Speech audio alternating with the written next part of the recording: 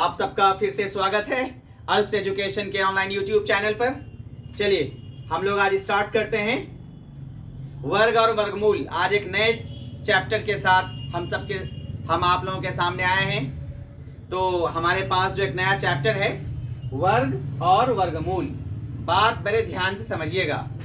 आप देख रहे होंगे कि हम डे टू डे प्रतिदिन एक नए टॉपिक के साथ आपके साथ हाजिर होते हैं। हर टॉपिक पर बेसिक कॉन्सेप्ट्स बताते हैं और उस पर प्रश्न करते हैं। और याद रखिएगा, जो प्रश्न करते हैं वो उस चैप्टर का मोस्ट वांटेड प्रश्न होता है। बहुत ज्यादा समझिए उम्मीद है ऐसे प्रश्नों के ऊपर, ऐसे सवालों के ऊपर कि आपको पूछा जा सकता है। और आज भी वर्ग और वर्गमूल पे आधारित कुछ बात करेंगे, 2-4 मिनट की बात जो बेसिक की है। उसके बाद हम प्रश्न बस हल करेंगे। तो आप ध्यान रखिएगा कि आज के भी हमारे पास प्रश्नों के कलेक्शंस के अंदर जो भी हम संग्रह करके लाए हैं, इकट्ठा करके लाए हैं, उसमें भी ऐसा प्रश्न है कि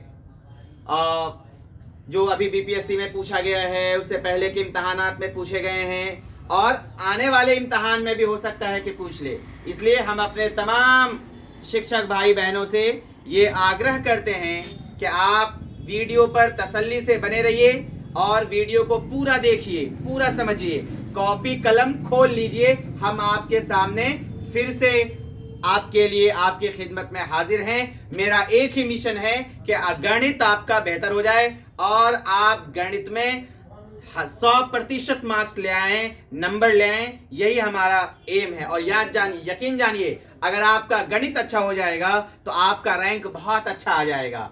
आपका बहुत अच्छा जहां चाहेंगे वहां होगा। असल यही बात है कि आज भी हमारे कई सारे कोलीग से और हमारे दोस्तों से बात चल रही थी। वो बता रहे थे कि थोड़े से के लिए रह गए, हमसे ये गणित नहीं बना। इसलिए सामान्य अध्ययन अक्सर लोग कर लेते हैं, फंस जाते हैं गणित के अंदर, क्योंकि गणित तो प्रैक्टिस की चीज है। जो गणित कर लेगा, सामान्य अध्ययन वो थोड़ा सा अपना पढ़ लेने से, याद कर लेने से और करंट अफेयर्स याद कर लेने से, जीके वगैरह होता है वो हो ही जाता है, कोई बड़ी बात नहीं है। असल लोग फंसते हैं गणित के अंदर। इसलिए हमने बेड़ा उठाया है आपका कि किसी भी हाल में आपको गणित कराना है तो कराना है। ठीक है, चलिए। तो आप चैनल को लाइक कर दीजिए, सब्सक्राइब कर लीजिए चैनल को। ये हमको बोलना ही पड़ता है हर रोज। ठीक है, चलिए आज हम स्टार्ट करते हैं वर्ग और वर्गमूल। पहले हम लोग वर्ग समझेंगे। गणित में वर्ग किसको कहते हैं? किसी भी संख्या पे पावर 2 होना, किसी भी संख्या का घात 2 होना वर्ग कहलाता है। जैसे मान लेते हैं एक संख्या है हमारे पास ए है, कोई भी चीज है ए।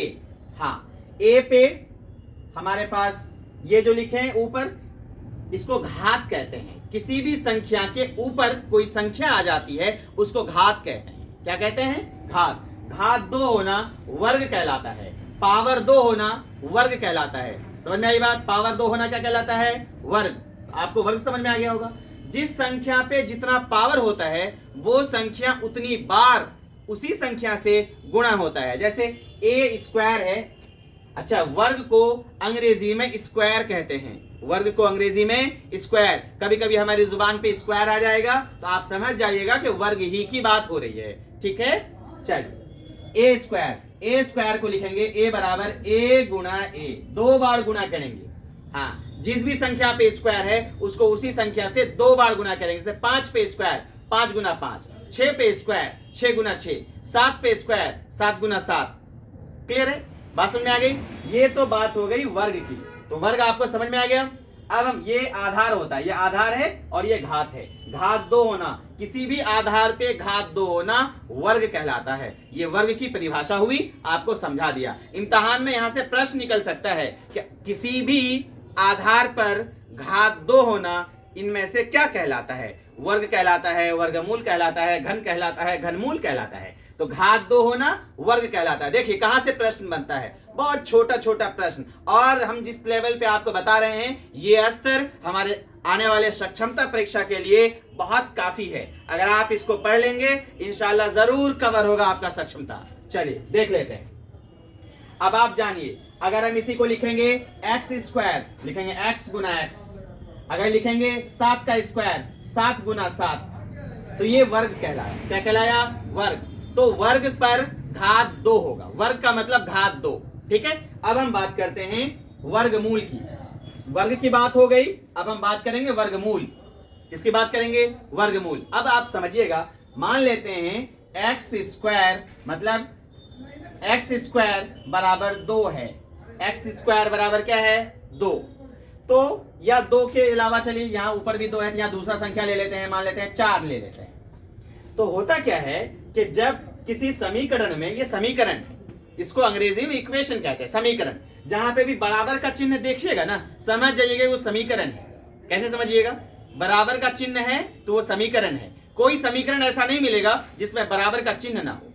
ठीक है, चल अब आप देखिए, ये जो पावर है ना, घात जिसको हिंदी में कहते हैं, अपना पक्ष छोड़ के, अपना साइड छोड़ के दूसरे साइड जाएगा तो पलट जाता है, व्युत्क्रम हो जाता है। क्या हो जाता है? व्युत्क्रम, उलट जाता है।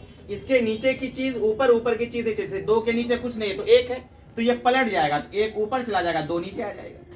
समझ में आई बात? तो इसको हम लोग दूसरे स्टेप्स पे लिखेंगे ऐसे ही। तो हम लिखेंगे x बराबर, अब 2 उधर चला जाएगा तो 4 पे पावर 1/2। किसी भी संख्या पर पावर 1/2 होना, पावर 1/2 होना ही वर्गमूल होता है। तो x बराबर, ये वर्गमूल का चिन्ह है। पावर 1/2 को इस तरह से लिखा जाएगा, इसको करनी चिन्ह कहते हैं। क्या कहते हैं? करनी चिन्ह। याद रखिएगा, क्या कहेंगे? करनी चिन्ह। हाँ, अंग्रेजी में रेडिकल कहते हैं। क्या कहते हैं? रेडिकल।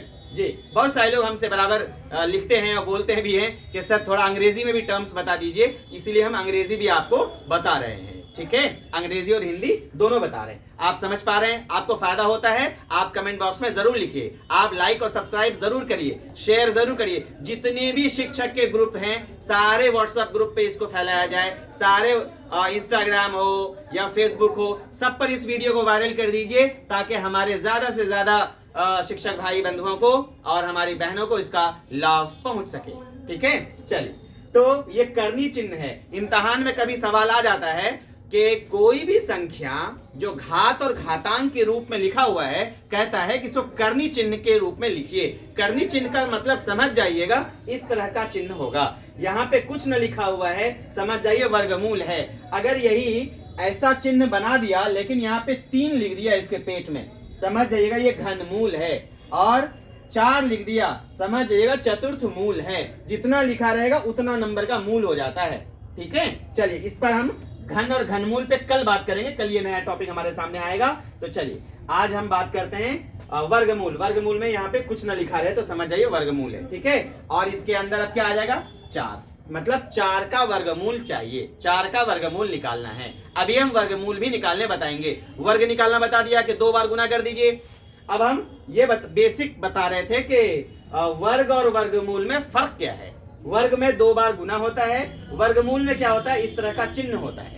ठीक है, अब हम ये बताएंगे, इस तरह के चिन्ह को ही वर्गमूल कहते हैं। अब हम ये बताएंगे कि वर्गमूल कैसे निकाला जाता है, किसी भी संख्या का वर्गमूल कैसे निकाला जाता है। संख्या का वर्गमूल निकालने के लिए हम सिखा देंगे आपको।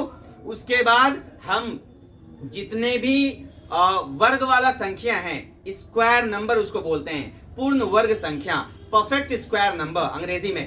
पूर्ण वर्ग संख्या ऐसे संख्या को कहते हैं जिसका पूरा पूरा वर्गमूल निकल सके। जिसका पूरा पूरा वर्गमूल का मतलब, वर्गमूल कभी फ्रैक्शन में नहीं, भिन्नात्मक संख्या नहीं होनी चाहिए, दशमलव में नहीं होना चाहिए, पूर्णांक में नहीं होना चाहिए, बिल्कुल समझिए कंप्लीट फिगर होना चाहिए, एकदम पूर्ण संख्या। पूर्ण संख्या 1 2 3 4 5 एकदम बिल्कुल ऐसे ही होना चाहिए, जिसको हम लोग कहते हैं धनात्मक पूर्णांक बोलते हैं। अंग्रेजी में तो इंटीजर बोलते हैं हम लोग उसको, इंटीजर। तो पूर्ण संख्या हो बिल्कुल। जैसे 4 का वर्गमूल निकालें तो 2, इसी तरह से 9 का वर्गमूल निकालें तो 3, इसी तरह से हम लोग 36 का वर्गमूल निकालें तो 6। ये हम अभी बताएंगे वर्गमूल कैसे निकाला जाता है। कहने का मतलब ये है, अभी हम एक टर्म समझा रहे थे, क्योंकि अक्सर सवाल पूछा जाता है कि भाई इस संख्या को किस संख्या से गुणा कर दिया जाएगा, ये पूर्ण वर्ग संख्या हो जाए। तो ये जब तक पता नहीं चलेगा कि पूर्ण वर्ग संख्या कहते किसको हैं, तो हम कैसे बनाएंगे।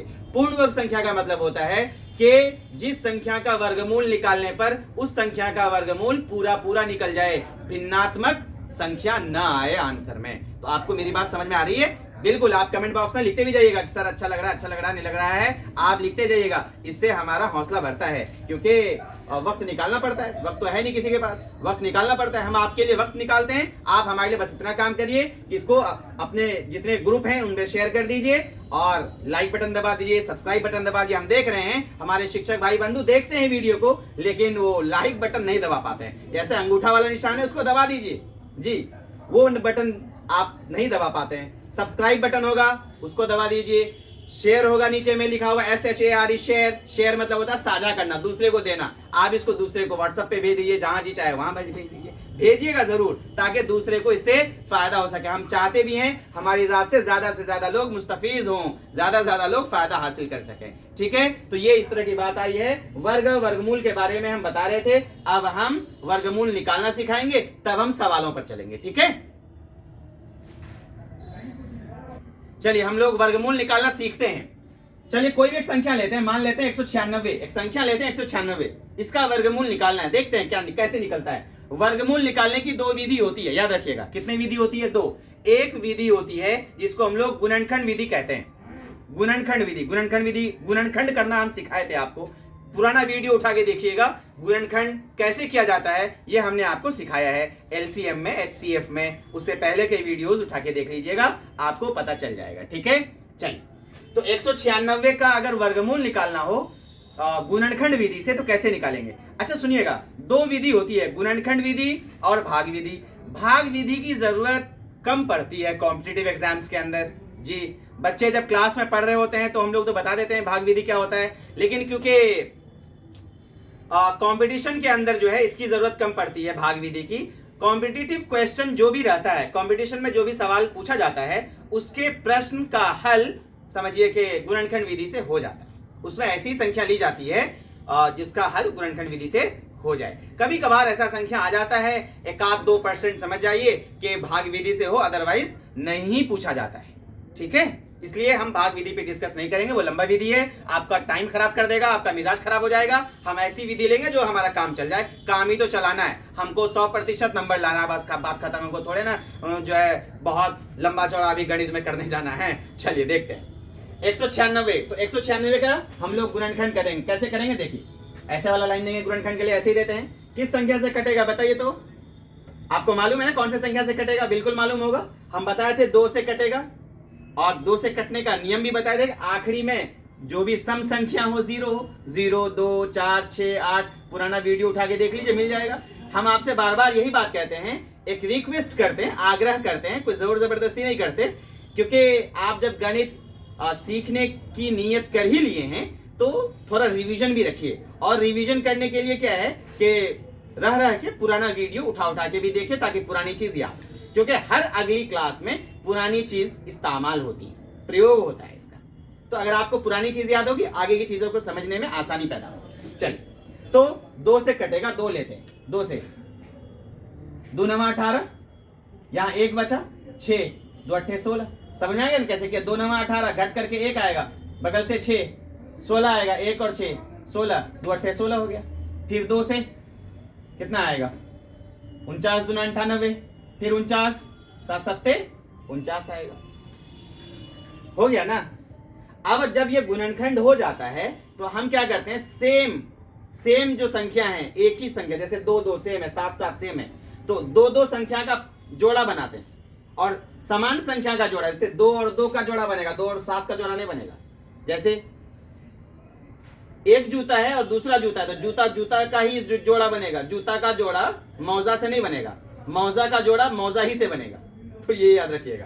तो ये इन दोनों का एक जोड़ा और इन दोनों का एक जोड़ा, दोनों ये 2, एक जोड़ा ये और एक जोड़ा ये, इसमें से 2 और 2 है, 1 2 ले लीजिए, 2 7 है, 1 7 ले लीजिए, दोनों को गुना कर दिया, 7 दूना 14 हो गया। इसका वर्गमूल 14 है। अगर 196 का वर्गमूल ऐसे लिख दे तो 196 का वर्गमूल क्या मिलेगा? 14। इस तरह से कोई भी सवाल हम निकाल सकते हैं जिसका पूरा वर्गमूल, जैसे हम बोले ना पूरा वर्गमूल निकल गया, 14 आ गया, इसको पूर्ण वर्ग संख्या बोलेंगे। क्या बोलेंगे? पूर्ण वर्ग संख्या। एक और लेते हैं, थोड़ा बड़ा संख्या लेते हैं ताकि आपको पता चले, जैसे 40 96 ले लेते हैं। चलिए 40 96 का वर्गमूल निकालना है। तो 40 96 लेने के लिए फिर 6 है, 2 से कटेगा। देखिए 2 से 20 दूना 40, दो चौके 8, दो अट्ठे 16, 2 से 2 दाही 20, 2 दूना 4, 2 चौके 8, फिर 2 से 2 पंचे 10, 2 एकम 2, 2 दूना 4, ठीक है। 2 से 2 दूना 4, 2 पंचे 10, छक्के 12, फिर 2 से 2 एकम 2, 2 दूना 4, 2 अट्ठे 16, फिर 2 छक्के 12, 2 चौके 8, फिर 2 से 32 दूना 64, 2 से 16 दूना 32, 2 से 2 अट्ठे 16, 2 चौके 8, 2 दूना 4। देखिए खाली 2 2 ही आया है। अब हर 2 2 का जोड़ा बनाइए, ये दोनों 2 का जोड़ा, ये दोनों का जोड़ा, ये दोनों का जोड़ा, ये दोनों का जोड़ा, ये दोनों का जोड़ा, ये दोनों, ये भी 2 है, ठीक है, सबका बन गया। अब इन दोनों में से 1 2 लिखिए, इन दोनों में से 1 2 लिखिए, इन दोनों में से 1 2 लिखिए, इन दोनों में से 1 2 लिखिए, और इन दोनों में से 1 2 लिखिए, इन दोनों में से 1 2 लिखिए। देखिए 2 दूना 4, दूना 8, दूना 16, दूना 32, दूना 64, तो 40 96 का वर्गमूल क्या आएगा? हम ऐसे लिख सकते हैं 40 96 का वर्गमूल 64 होता है, ठीक है। तो ये इसको कहते हैं गुणनखंड विधि से वर्गमूल निकालना। ये हम सिखाए हैं अपने भाई बहनों को इसलिए क्योंकि इस पे आधारित प्रश्न करेंगे। अभी हम बोलेंगे कि देखिए इसका वर्गमूल निकालिएगा, जब आएगा निकालने तब ना निकालिएगा, इसलिए सीखिएगा।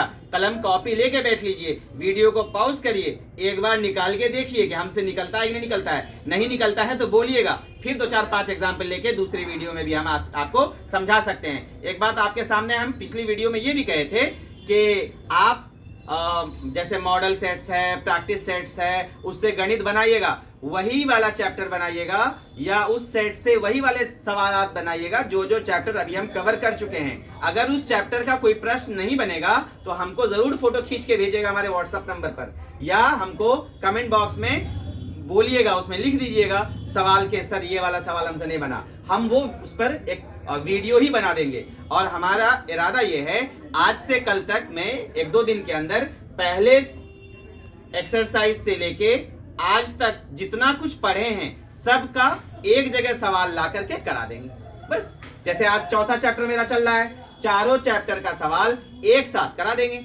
अगर कल घन और घनमूल ले लेंगे तो उसको भी शामिल कर लेंगे, तो एक वीडियो में फिर से एक सेट बना लेंगे जिसमें चारों पांचों तरह के क्वेश्चंस आ जाएं, प्रश्न आ जाए। तो इस तरह से हमारे साथ बने रहिए, इंशाल्लाह आपको जरूर फायदा होगा।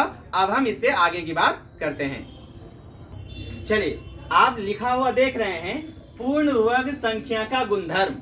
जी, पूर्ण वर्ग संख्या किसको कहते हैं अभी हम डिस्कस कर चुके हैं, वीडियो को पीछे करके देख लीजिए किसको कहते हैं। उसका गुणधर्म क्या है, मतलब हम कैसे पहचानेंगे कि ये जो संख्या है ये पूर्ण वर्ग संख्या है। जैसे पूर्ण वर्ग संख्या जनरली आमतौर पर लोग कैसे पहचानते हैं, वो ये कहेंगे कि सर ऐसा है कि इसका वर्गमूल निकालिए, अगर पूरा पूरा वर्गमूल निकल जाए तो पूर्ण वर्ग संख्या है, नहीं तो नहीं है। जाब्ता तो यही कहता है, लेकिन बिना वर्गमूल निकाले, जाहिर है वर्गमूल निकालने में समय लगेगा ना, वक्त लगेगा। हमको 1 मिनट में 4 काम करना होता है कि क्वेश्चन को पढ़ना भी, उसको समझना भी, उसको हल भी करना और टिक भी लगाना। 4 अलग अलग काम है, 1 मिनट में करना है, टाइम ज्यादा है नहीं बल्कि 1 मिनट से कम में करना है। तो हमको अगर कुछ गुणधर्म पता रहता है तो हम क्या करते हैं, उस तरह के लंबा कैलकुलेशन से बच जाते हैं, हम बहुत ज्यादा लेंदी नहीं बनाते, तब हम शॉर्टकट यूज करते हैं। हम इसमें शॉर्टकट्स ही बता रहे हैं, बिल्कुल शॉर्ट ट्रिक्स, याद रखिएगा। गुणधर्म कैसे है, सबसे पहला कैसे पहचानेंगे कि पूर्ण वर्ग संख्या है। जैसे 6 8 7, ये 7 एक संख्या ऐसा है, चलिए ठीक है। तो कैसे पहचानेंगे देखिएगा, अगर किसी संख्या के इकाई का अंक, ये पहला अंक 2 3 7 और 8 हो तो समझ जाइए वो संख्या पूर्ण वर्ग नहीं है। यदि कोई संख्या के इकाई का अंक 2 3 5 7 और 8 है, देखिए 2 5 नहीं 2 3 7 8 2 3 7 8, यदि किसी संख्या के इकाई का अंक 2 3 7 और 8, यदि किसी संख्या के इकाई का अंक, हम बार बार रिपीट इसलिए कर रहे हैं, जुबान से एक बार 5 फिसल गया था इसलिए उसके लिए जो है माजरत है। 2 3 7 8, यदि किसी संख्या के इकाई का अंक 2 हो, 3 हो, 7 हो और 8 हो तो समझ जाइएगा कि वो संख्या पूर्ण वर्ग नहीं है। तो बताइए इसके इकाई का अंक 7 है तो होगा, जाहिर ये पूर्ण वर्ग नहीं है। इसी तरह से अगर हम बात कर लें 625, अब ये लगा दें, होगा पूर्ण वर्ग। आखिरी में 2 है, ये भी पूर्ण वर्ग नहीं है। इसी तरह अगर हम 343 कहें, ये पूर्ण वर्ग संख्या है, देखिए आखिरी में 3 है तो 3 नहीं होना चाहिए ना, 3 नहीं होना चाहिए, ये भी पूर्ण वर्ग नहीं है। इसी तरह से अगर 400 28 ऐसा हो, आखिरी में फिर 8 है, ये भी पूर्ण वर्ग नहीं है। लेकिन अगर कोई ऐसा संख्या हो जैसे 7021, अब बताना है कि ये संख्या पूर्ण वर्ग है कि नहीं। अब फिर देखेंगे इसके इकाई का अंक, मतलब आखिरी वाला अंक अगर 2 3 7 8 है तो ये पूर्ण वर्ग नहीं है। तो ऐसा है क्या 2 3 7 8 1 है, तो 1 के बारे में आपका क्या ख्याल है? 1 अगर 2 3 7 8 हो तब तो वो पूर्ण वर्ग नहीं है। लेकिन 2 3 7 8 के अलावा कोई संख्या है, 1 हो, 5 हो, आखिरी में 0 हो, या फिर 4 हो, ठीक है, 6 हो, 9 हो, इस तरह का कोई संख्या हो, तो हम ये नहीं कह देंगे कि फिर वो होगा। वो हो भी सकता है, नहीं भी हो सकता है, यही वाली बात है, याद रखिएगा। हो भी सकता है, नहीं भी हो सकता है, उसके लिए तो फिर निकाल के देखेंगे। तो ये गुणधर्म डिस्कस करने का मेरा मकसद ये था कि कभी कभी सवाल ये बहुत आसानी से ये पूछ लिया जाता है कि निम्न में दिए गए कौन सी संख्या पूर्ण वर्ग संख्या है। अब चेक कर लेंगे, अगर हमको मालूम है गुणधर्म तो हम सीधे देख लेंगे कि भाई इकाई का अंक 2 3 7 8 जहां भी है वो नहीं है, उसके अलावा जो है वो है, बस छांट लीजिए, खेल खत्म है। तो ये वाला जो गुणधर्म है वो आप कॉपी में नोट कर लीजिए। हम बार बार रिपीट इसलिए कर रहे हैं, यदि किसी संख्या के इकाई का अंक 2 3 7 8 हो तो वो संख्या पूर्ण वर्ग नहीं है। क्लियर हो गई बात? ये पहला गुणधर्म था। दूसरा और इंपॉर्टेंट, सब मान लेते हैं ये 1 है और इसके लास्ट में 0 है, चलिए एक और 0 दे देते हैं। अब अगर खाली 0 है, इधर चाहे कोई भी संख्या हो, इधर 0 है, तो अगर हम ये देखें कि इधर विषम 0 है, विषम 0, जैसे 3 0 है तो 3 विषम संख्या है, इसको बोलेंगे विषम 0।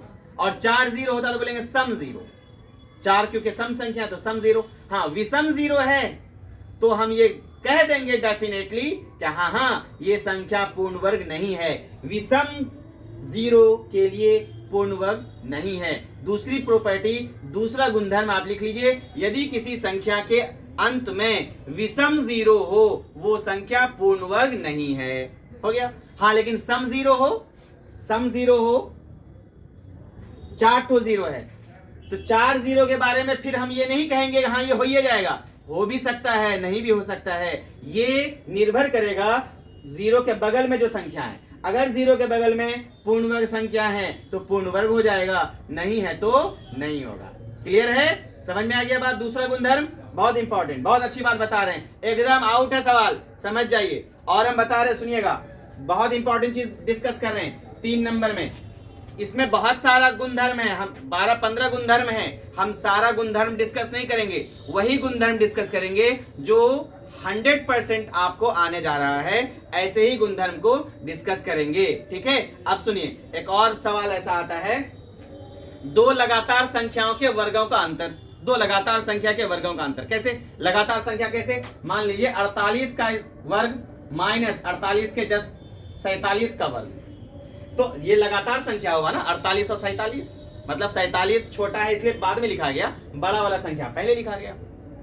अच्छा, 48 का स्क्वायर माइनस 47 का स्क्वायर, तो जब भी देखिए कि 2 लगातार संख्याओं के वर्गों का अंतर पूछा गया है तो आपको कुछ करने की जरूरत नहीं है, सीधे जो 2 संख्या दिया हुआ है दोनों को जोड़ दीजिए, 48 + 47, यही आंसर आ जाएगा। दोनों को जोड़ दीजिए, जोड़ के आंसर निकाल लीजिए। आंसर जैसे हम आपसे कहे 100 का स्क्वायर माइनस 99 का स्क्वायर, 100 का स्क्वायर माइनस 99 का स्क्वायर कितना आएगा बताइए? क्योंकि दोनों लगातार संख्या है, 100 और 99, 100 का स्क्वायर माइनस 99 का स्क्वायर, तो हम बोलेंगे 100 + 99 आ जाएगा। 99 का स्क्वायर माइनस 98 का स्क्वायर क्या आएगा बोलिए? 99 + 98। क्लियर हो रहा है आपका? समझ में आ गया ये वाला गुणधर्म? इसको हम ऐसे बोल सकते हैं कि n+1 और n 2 लगातार संख्या होगा, ये एक ज्यादा है, दोनों का अंतर माइनस दे दिया, दोनों को जोड़ देंगे, n+1 और +n दोनों को जोड़ देंगे, ये आंसर आ गया। नोट करिएगा जरूर। देखिए, कई शिक्षक बंधुओं से हमारी बातचीत हुई है, वो हमसे कहते हैं कि सर ऐसा है, और लिखते भी हैं वो बराबर मेरे पर्सनल्स पे, वो बराबर कहते हैं सर हम बहुत अच्छा आपका सुन रहे हैं और लिख रहे हैं और बना रहे हैं, बहुत समझ में भी आता है, लेकिन फिर हम ऐसे ही शिक्षक भाई बंधु और अपने जो शिक्षक भाई बंधु इसको अच्छे से फॉलो नहीं कर पा रहे हैं, उनके लिए भी ये मेरा सजेशन होता है कि आप कॉपी पेन जरूर रखिएगा और नोट जरूर करिएगा। एक एक चीज एग्जाम के दौरान याद करेंगे आप मेरे वीडियो को, और हमको तो इंशाल्लाह जरूर याद कर करके दुआ दीजिएगा। देखिए आपकी बस दुआ ही चाहिए मुझे। चलिए, तो ये तो हो गया, समझ में आ गया होगा ये वाला गुणधर्म। चलिए और आगे की गुणधर्म हम लेते हैं। चलिए एक बहुत ही अच्छा गुणधर्म हम लेते हैं, पाइथागोरियन ट्रिक। पाइथागोरस जो है ये गणितज्ञ थे, मैथमेटिशियन थे पाइथागोरस जी। वो अपने नाम पर एक ट्रिक दिए थे, पाइथागोरियन, अंग्रेजी में इसको हम लोग बोलते हैं पाइथागोरियन ट्रिपलेट। ट्रिपलेट ही को हिंदी में त्रिक बोला गया। ठीक है, क्या है सुनिएगा। त्रिक में बोला गया, इसका मतलब 3 की गिनती होती होगी, 3 जी, 3 का। तो इसका मतलब 3 संख्या इस तरह से लिया जाए, सुनिएगा, 3 संख्या इस तरह से लिया जाए। यहाँ पे संख्या कुछ भी हो सकती है, ये तो मेरे हाथ पे लिखा चला गया 3 4 5, ये नहीं सोचेगा कि लगातार होना चाहिए, यहाँ पे लगातार होना जरूरी नहीं है, कोई भी हो सकता है। ठीक है, कोई भी 3 संख्या लिखा जाए इस तरह से। तो लिखने का तरीका यह है कि छोटा वाला संख्या पहले लिखिए, फिर बड़ा, और आखिरी में सबसे बड़ा। ठीक है, अच्छा कभी ऐसा भी होता है सबसे बड़ा पहले हो जाए, आगे पीछे भी हो सकता है। तो ये समझ लीजिए आगे पीछे हो सकता है, तो गलत तो नहीं होगा, लेकिन थोड़ा सा अच्छा नहीं लगेगा।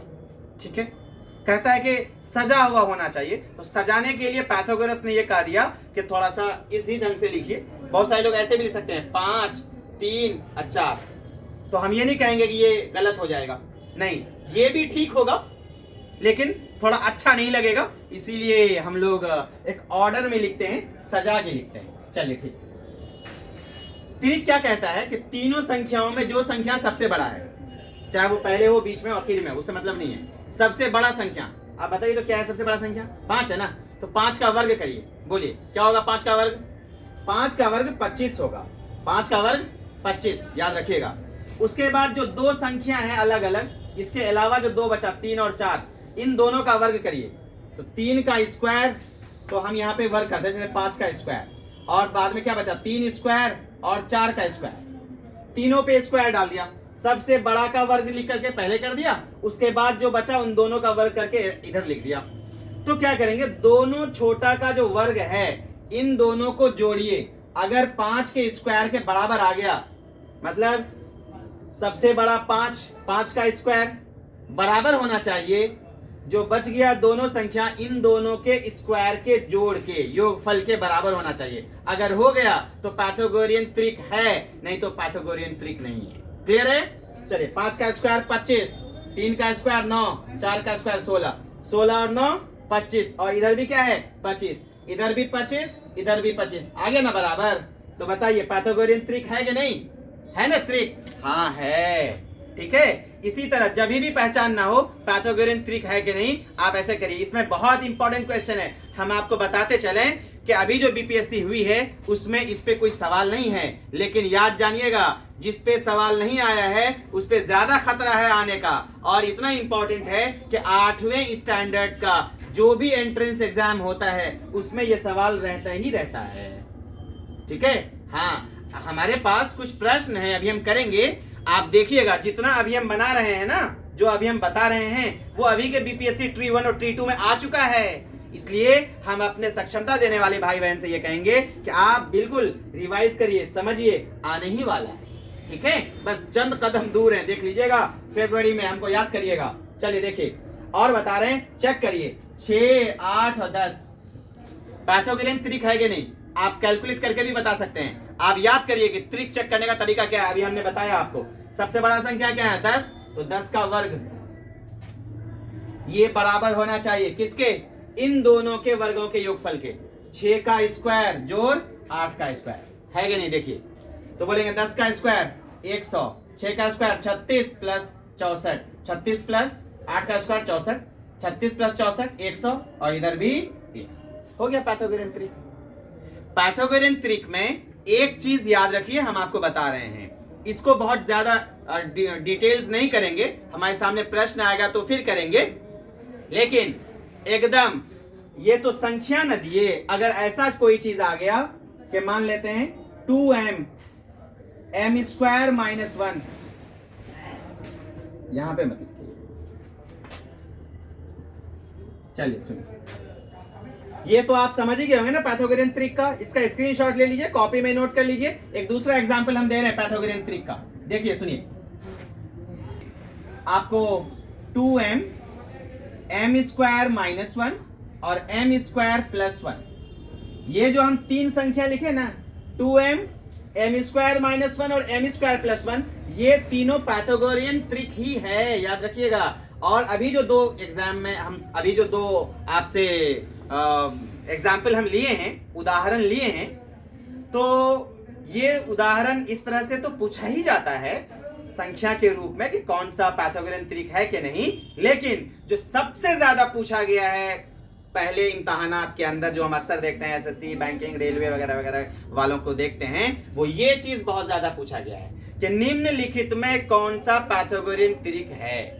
अब पता चला कि वहां जो ऑप्शन सब है ना वो संख्या में नहीं है, 3 4 5 6 8 10 या 12 14 वगैरह, वैसा कुछ नहीं है। कैसा है, m के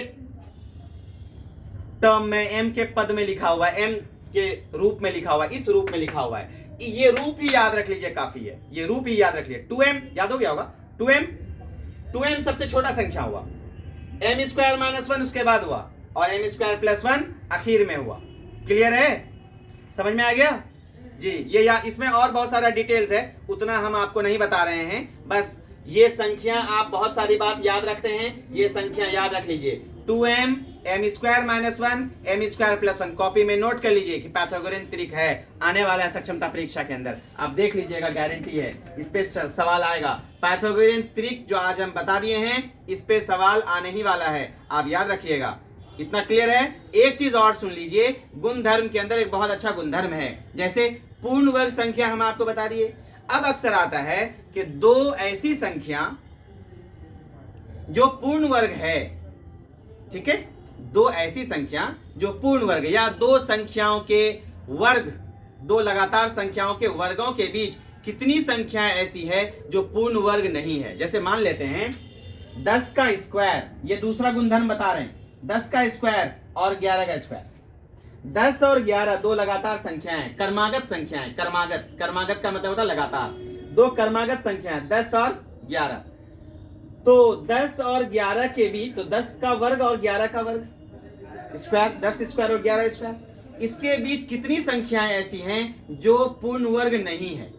ठीक है, इसको इंग्लिश में बोलते हैं number of non perfect square numbers between two perfect square numbers. Hindi में इसको बोलेंगे दो पूर्ण वर्ग संख्या के बीच, ये पूर्ण वर्ग संख्या है, 10 का स्क्वायर 100 होगा, 11 का स्क्वायर 121 होगा। इसको हम ऐसे भी बोल सकते हैं, दो लगातार या दो कर्मागत वर्ग संख्याओं के बीच कितनी संख्या ऐसी है जो पूर्ण वर्ग नहीं है। तो पूर्ण वर्ग नहीं है तो हम ये देखेंगे दोनों संख्या में छोटा कौन है, बोलिए तो। ये ट्रिक बता रहे हैं, छोटा 10, तो 10 को 2 से गुना कर दिए, 2 गुना 10 20, तो आंसर इसका 20 हो जाएगा। क्या हो जाएगा, 20। अगर हम आपसे पूछें 30 का स्क्वायर और 31, याद रखिएगा यहाँ 30 है तो यहाँ 31 ही होना चाहिए, 32 34 35 नहीं, कर्मागत लगातार। 30 के बाद 32 ले लिया तो लगातार नहीं हुआ, 30 के बाद तो 31 ना होता है तब। तो अब कितना संख्या ऐसा है जो पूर्ण वर्ग नहीं है, जिसका वर्गमूल पूरा पूरा नहीं निकल सकता है। तो हम क्या बताए थे, जो संख्या छोटी है उसको 2 से गुना कर दीजिए, तो लिखेंगे 2 गुना 30 बराबर 60।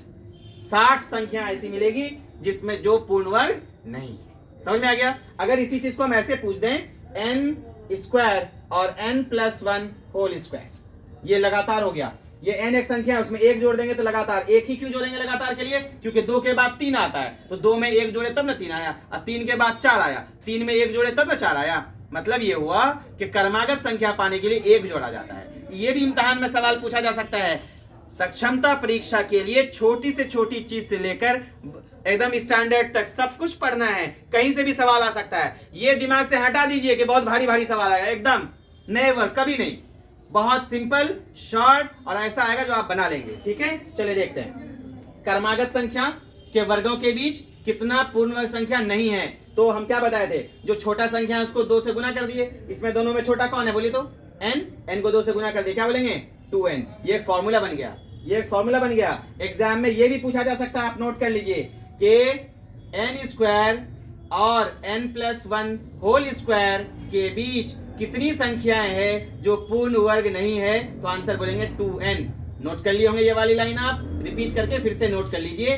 इस तरह से आज हम वर्ग और वर्गमूल का पूरा वीडियो आपको दे दिए हैं, सारा गुणधर्म वगैरह। वीडियो लंबा हो रहा है, इस वजह से आज प्रश्न नहीं कर रहे हैं, लेकिन ये सीरीज चलेगा इंशाल्लाह। कल हम आप सबको सिर्फ प्रश्न ही करेंगे। आज इस वीडियो को बार बार देखिए, रिपीट कर करके देखिए। जब इस पे प्रश्न करेंगे तो आपको समझ आएगा। आज प्रश्न करेंगे ना, तो हो सकता है कि आप लोगों को थोड़ा समझने में कठिनाई महसूस हो। क्यों? क्योंकि इतनी सारी बात आज आधे घंटे में हुई है। अगर आप इसको याद रखेंगे, कल हमारा प्रश्न चुटकी में बनाएंगे, चुटकी में, याद रखिएगा। हाँ, याद रखिएगा, बिल्कुल ये याद रखना पड़ेगा और बहुत आसानी से हो जाएगा, कोई मुश्किल नहीं है। बस हमारे साथ बने रहिए जी। रेगुलर वीडियो देखिए, हम बिल्कुल आपके लिए टाइम से वीडियो बनाते हैं, टाइम से हम डाल देते हैं। कभी कभार लेट हो जाती है, उसके लिए माजरत है, माफी है, लेकिन क्या है, हम आपका बेड़ा उठाए हैं कि इंशाल्लाह 100% मार्क्स आपको दिलाएंगे तो दिलाएंगे। बस आप चैनल को लाइक और सब्सक्राइब करिए, लेकिन शेयर कर दीजिए। पहले एक बार करिए तो भी शेयर, अभी आप हमारे सामने शेयर कर दीजिए, लाइक बटन दबा दीजिए जी। अब हम आपसे विदा होते हैं, हमारे विदा होने का वक्त आ गया है। फिर इंशाल्लाह मिलेंगे, इसी वर्ग और वर्गमूल के पर प्रश्न करेंगे। एक वीडियो के बाद दूसरे वीडियो देखना मत भूलिएगा और ज्यादा गैप मत कीजिएगा। आप गैप कर दीजिएगा ना, फिर समझने में कठिनाई महसूस होगी। जिस तरह हम रेगुलर आपको बता रहे हैं, समझाने की कोशिश कर रहे हैं, पढ़ा नहीं रहे हैं, याद नहीं, ये से नहीं सोचिएगा हमको पढ़ा रहा है, नहीं। आप ऑलरेडी विद्वान हैं अल्हम्दुलिल्लाह, इसमें कोई शक शुकूक का मामला नहीं है। आप ऑलरेडी विद्वान हैं, बस हम आपको थोड़ा सा आपकी मदद कर रहे हैं, हेल्प कर रहे हैं। अपनी मदद में हमको भी शामिल कर लीजिए। बस हम आपकी खिदमत में लगे हैं, आप हमारे साथ बने रहिए, इंशाल्लाह जरूर कुछ बेहतर होने जा रहा है। ठीक है, आप अपने ही जिले में जहां चाहते हैं वही नौकरी करेंगे, अच्छे रैंक के साथ, आप सीनियर भी हो जाएंगे। चलिए, बहुत अच्छा। जहां जो जो लाभ इंशाल्लाह सरकार से मिलना होगा, मिलेगा ही मिलेगा, लेकिन गणित नहीं छोड़िएगा। गणित को दांत से पकड़िए, करने की कोशिश करिए। काफी समय है, अभी हम कैलकुलेट कर रहे थे, सोच रहे थे कि कितना सिलेबस है, कितने में पढ़ाना है, तो यकीन जानिए ऐसा लग रहा था कि हम बहुत फास्ट मूव कर गए, बहुत जल्दी हम चले आए यहाँ जी। हमारे सहयोगी हमें बता भी रहे थे कि सर आप बहुत जल्दी मूव कर रहे हैं, थोड़ा सा और जो है क्वेश्चंस लीजिए और ऐसे ऐसे। बिल्कुल उनकी बात सही है, हम और क्वेश्चन लेके कल आपके सामने आएंगे। अगर आप मेरा साथ देंगे, हम एलेबरेट करेंगे और इसको अच्छे से व्याख्या करके पढ़ाएंगे और हम बताने की कोशिश करेंगे। लेकिन जितनी जरूरत है उतनी, बहुत ज्यादा बात नहीं करेंगे, जितनी जरूरत है उतना बता के ओवर। ठीक है, तब तक के लिए आपसे हम विदा लेते हैं और हम उम्मीद करते हैं कि आप इसको लाइक और सब्सक्राइब तो कर ही दिए होंगे, लेकिन शेयर भी कीजिए। ठीक है, खुदा हाफिज।